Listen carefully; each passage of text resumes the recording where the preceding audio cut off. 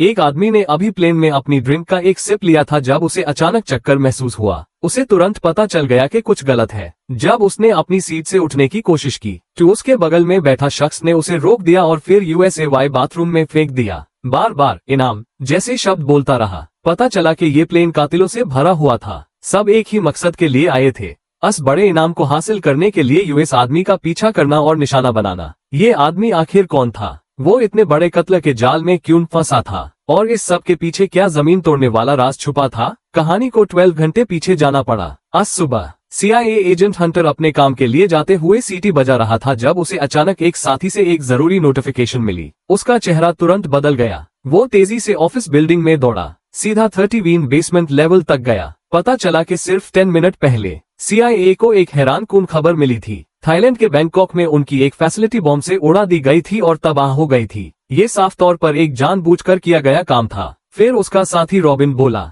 वो बॉम्ब धमाके से जुड़ी कोई भी जानकारी ट्रेस नहीं कर सके। गुनहगार एक भूत की तरह था, बिल्कुल कोई निशान नहीं छोड़ता। ये सुनकर हंटर का गुस्सा भड़क गया। उसे पता था कि इसके पीछे कौन था। एक हैकर जिसका नाम फैंटम था, जिसने कई देशों की GDP को तबाह किया और फॉर्च्यून 500 की कई कंपनीज को दिवालिया कर दिया। ये फैंटम का पहला हमला भी नहीं था, लेकिन जो उन्हें पागल कर देता था वो ये था कि चाहे कितनी भी कोशिश कर ले, फैंटम की पहचान के बारे में कोई जानकारी नहीं मिलती थी। जब हंटर सॉल्यूशन के लिए अपना दिमाग लड़ा रहा था, उसकी बॉस कैथरीन अचानक आई और पूछा कि ये सब क्या हो रहा है। हंटर ने तुरंत अपनी लापरवाही छुपाने की कोशिश की, लेकिन कैथरीन ने अपनी तीखी नजरों से उसे देख लिया। उसने सख्ती से चेतावनी दी कि अपनी हिफाजत में कमी न करे, क्योंकि ये मामला लाखों लोगों की सुरक्षा से जुड़ा था। चूंकि बैंकॉक में CIA के पास कोई एजेंट उपलब्ध नहीं था, हंटर ने सिंगापुर के स्पेशल फोर्सेस टीम को इन्वेस्टिगेट के लिए भेजने का सुझाव दिया, लेकिन कैथरीन ने बताया कि सिंगापुर टीम बैंकॉक तक कम से कम 1 घंटे में नहीं पहुंच सकती। तब तक फैंटम थाईलैंड छोड़ चुका होगा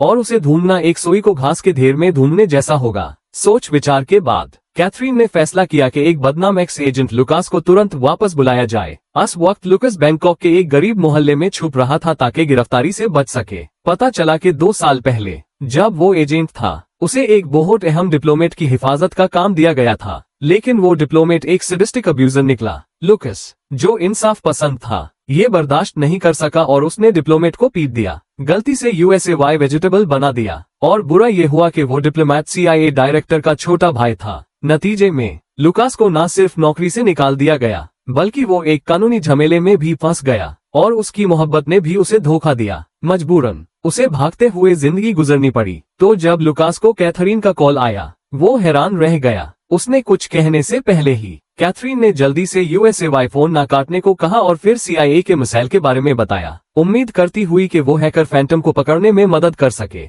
ये सुनकर लुकास हंस पड़ा। आखिर उन्होंने ही उसे पहले धोखा दिया था और अब वो मदद मांगने की हिम्मत कर रहे थे। गुस्से में उसने फोन काट दिया, लेकिन उसके दुश्मन उसके दरवाजे पर आ गए। लुकास ने मुश्किल से उन्हें संभाला। टैप कैथरीन का फोन दोबारा आया। इस बार वो थोड़ी नरमी से बोली, वादा किया कि अगर वो फैंटम को पकड़ लेगा तो उसकी गिरफ्तारी का वारंट हटा दिया जाएगा ताकि लुकास नॉर्मल जिंदगी जी सके। ये ऑफर इतना दिलकश था कि उसे इनकार नहीं कर सका, लेकिन फैंटम बैंकॉक से प्लेन के जरिए जाने वाला था, तो कैथरीन ने तुरंत लुकास के खिलाफ नो फ्लाई ऑर्डर हटा दिया और USAY एयरपोर्ट जल्दी पहुंचने, फैंटम के साथ वाली फ्लाइट में चढ़ने और उसे इंसाफ के कतरे में लाने का हुक्म दिया। लेकिन उन्हें नहीं पता था कि किसी ने फैंटम के बारे में जानकारी लीक कर दी थी और डार्क वेब पर उसके कत्ल के लिए $10 करोड़ का इनाम रखा था, जिससे हजारों कातिल उसे पकड़ने के लिए बेचैन थे। थोड़ी देर बाद लुकास आराम से बैंकॉक एयरपोर्ट पहुंच गया, जहां एक लाइसेंस ऑफिसर ने उसे पासपोर्ट और बोर्डिंग पास दिया, लेकिन वो अभी भी कैथरीन पर पूरा भरोसा नहीं कर रहा था।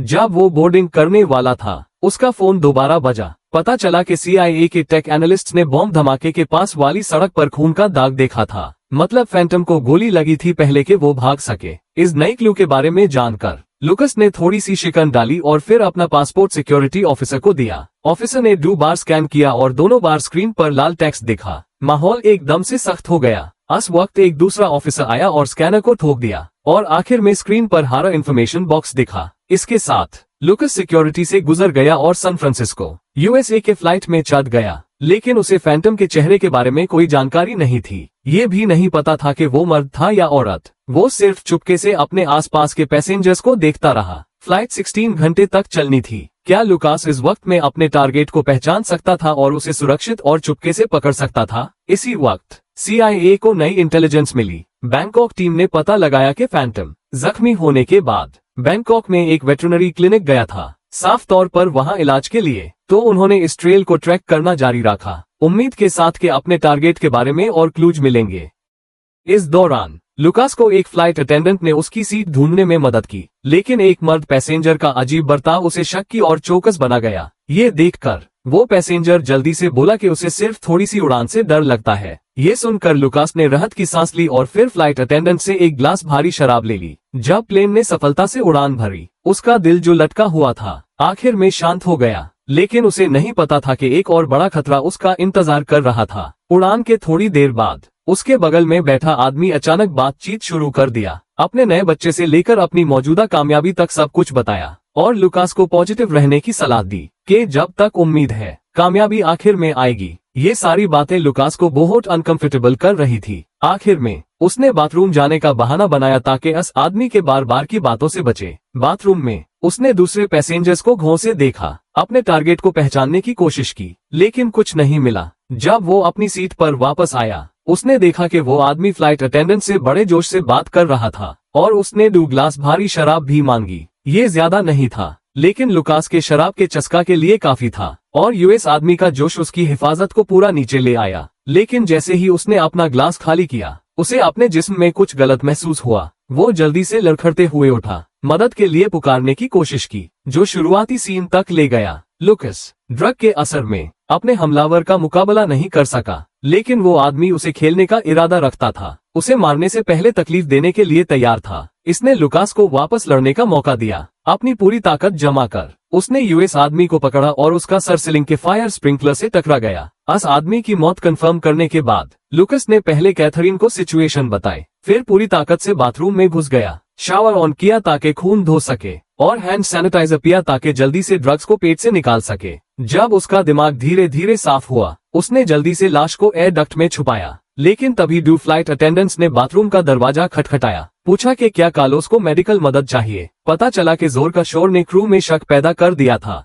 जब लुकास ने दरवाजा खोलने से इनकार किया, तो प्लेन में मौजूद एयर मार्शल को खुद आना पड़ा, जोर से हुक्म दिया कि अंदर वाला दरवाजा खोले। बार बार के ठोकने की आवाज सुनकर लुकास ने जल्दी दरवाजा खोला और कहा कि उसे सिर्फ थोड़ी सी एसिकनेस हुई है। लेकिन जैसे ही उसने बात खत्म की, मर्द फ्लाइट अटेंडेंट ने सीलिंग से खून का एक छोटा दाग टपकता देखा। लुकास ने जल्दी से एयर मार्शल को बेहोश कर दिया और दोनों फ्लाइट अटेंडेंट्स को बाथरूम में खींच लिया। एयर डक्ट से लटकता हाथ देखकर फ्लाइट अटेंडेंट्स डर गए, कांपती आवाज में चेतावनी दी कि प्लेन में एक और एयर मार्शल है। लेकिन लुकास उन्हें तकलीफ नहीं देना चाहता था, तो उसने अपनी पहचान और मौजूदा सिचुएशन को तफसील से बताया। अंत से पैसेंजर लिस्ट ढूंढने और कैप्टन को चौकस रहने को कहने की मदद मांगी। ये देख कर के लुकास सच में उन्हें मारना नहीं चाहता। फ्लाइट अटेंडेंट्स ने तुरंत मदद करने को हाँ कहा और उसे साफ कपड़े भी ढूंढ कर दिए। फिर वो बाथरूम से निकला, गुन को टॉवल में लपेटा और फीमेल फ्लाइट अटेंडेंट ईसा को दिया, उम्मीद के साथ कि वो इसे संभाल सकेगी। ये देखकर वो सिर्फ डर के साथ उसे गले लगाई और चली गई। सब कुछ ठीक करने के बाद लुकास ने पैसेंजर लिस्ट ली और पैसेंजर कैबिन में गया,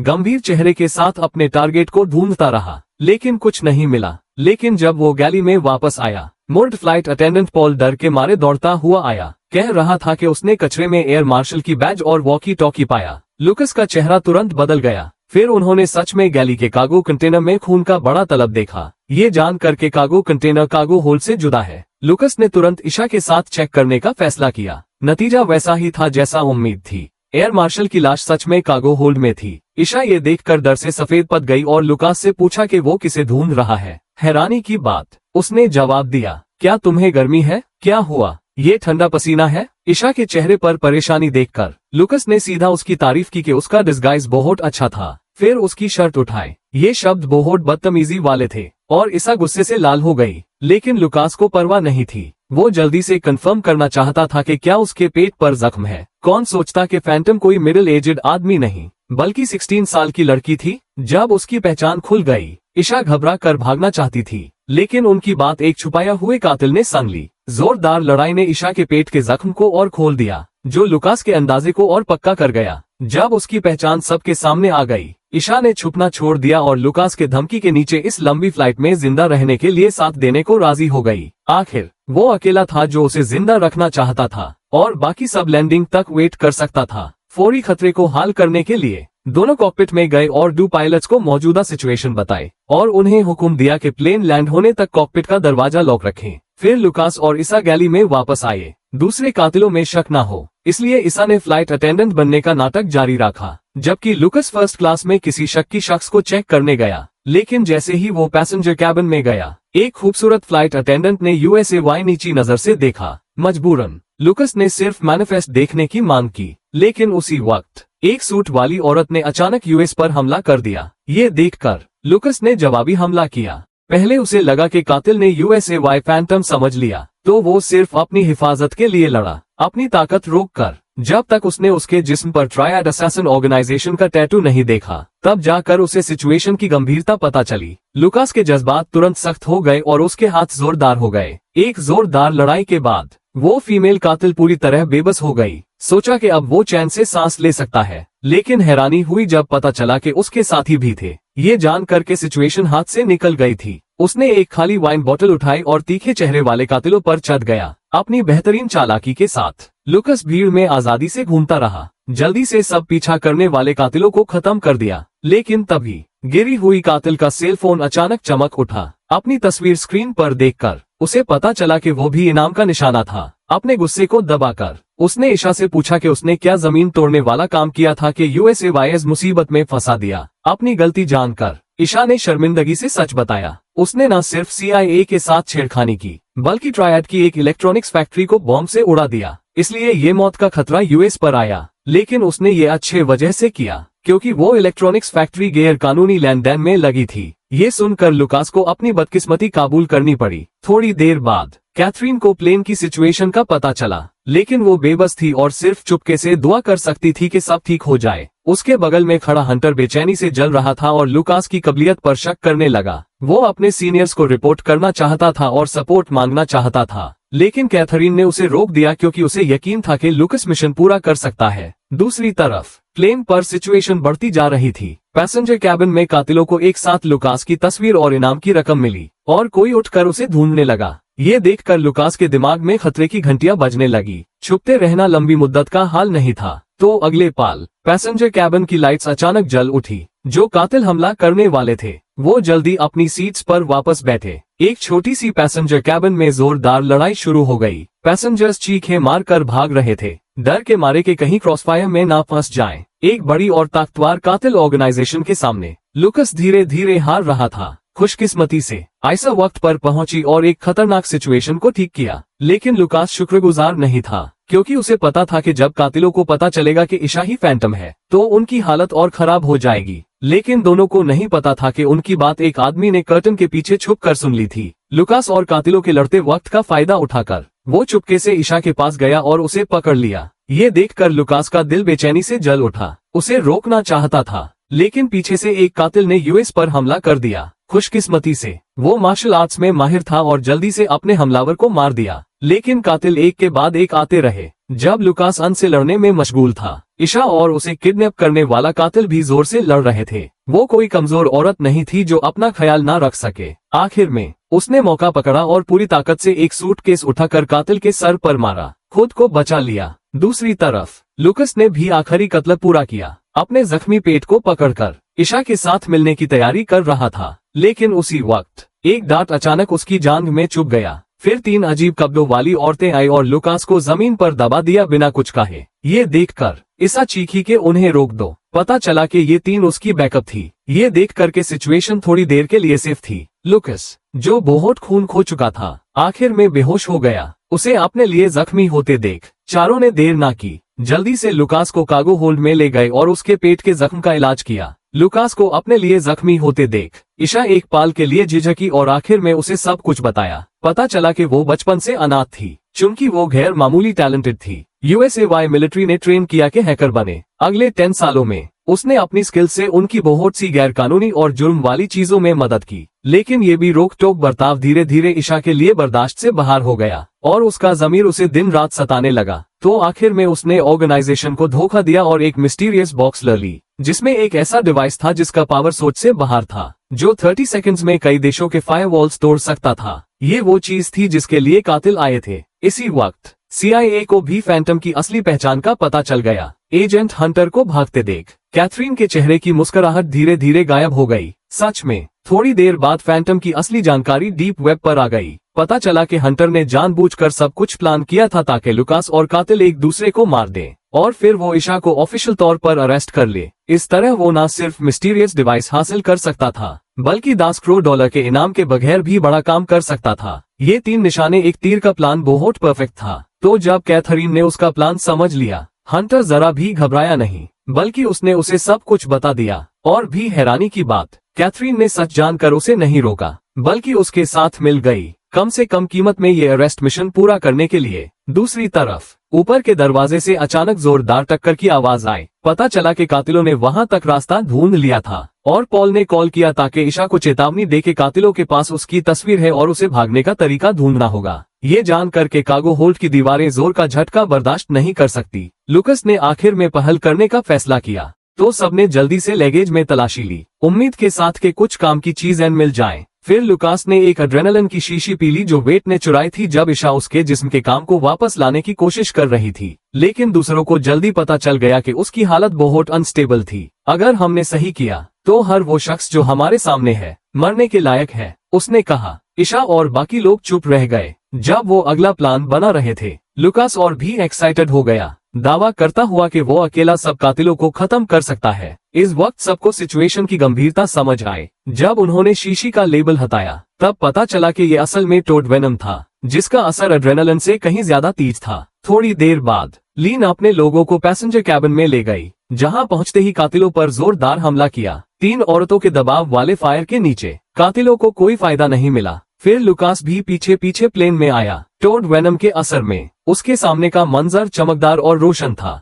और वक्त रुक सा गया। जब तक एक खूबसूरत कातिल उसके सामने नहीं आए तब जाकर लुकास ने रिएक्ट किया। उसके सर में मुक्का मारकर उसे छेड़ दिया, लेकिन उसकी नजरों में छिता हुआ खून चमकदार फायरवर्क्स था। फिर उसने अपनी ताकत छोड़ी, अकेला पूरी भीड़ से लड़ने लगा। ये मत सोचना कि सिर्फ 4 लोग तो क्या, हर एक के पास गैर मामूली लड़ने की ताकत थी और भागती हुई भीड़ के सामने भी वो पीछे नहीं हटे। इसी वक्त वो गैंग जो पहले चुपके से फायदा उठाना चाहती थी, प्लेन पर हालत को बढ़ती देख आखिर में बर्दाश्त नहीं कर सकी। उन्होंने जल्दी से अपने बैग से बंदूकें निकली और पागलपन से फायरिंग शुरू कर दी, जिससे मंजर बहुत अफरा तफरी वाला हो गया। इसी वक्त एक गैर मुतवक्का मुसीबत आए। एक गोली गलती से अंदर की खिड़की पर लगी और एक साफ टूटने की आवाज आई। बड़ा एयर प्रेशर ने एक कातिल को तुरंत बाहर खींच लिया और प्लेन के अंदर ऑक्सीजन जल्दी खत्म होने लगा। सबने अपनी सीट्स को जोर से पकड़ा ताकि बाहर ना खींचे जाएं। लुकास और लीन ने इस मौके का फायदा उठाया और बंदूक वाले गैंगस्टर्स को प्लेन से धक्का दे दिया। खुशकिस्मती से